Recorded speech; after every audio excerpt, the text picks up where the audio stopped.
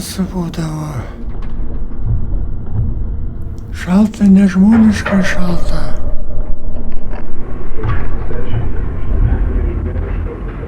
Aš nelaikau, kad aš dariau kažko tai neteisingo. Disidentui, reiškia, sėdėti kalėjime, tai yra aukščiausias jo veiklos įvertinimas. Bet kokia prievarta ar priespauda pagimdo, išprovokuoja tam tikrą pasipriešinimą. Atsivėrė tokia galimybė, kad darbas tokiuose romantinėse tarnybose kaip KGB.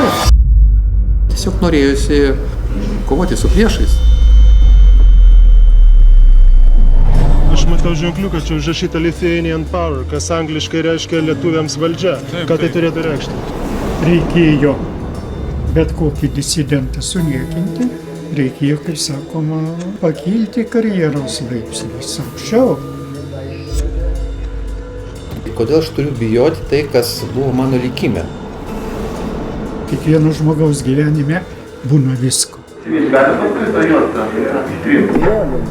Norėtųsi tą tikrąją tiesą žinoti.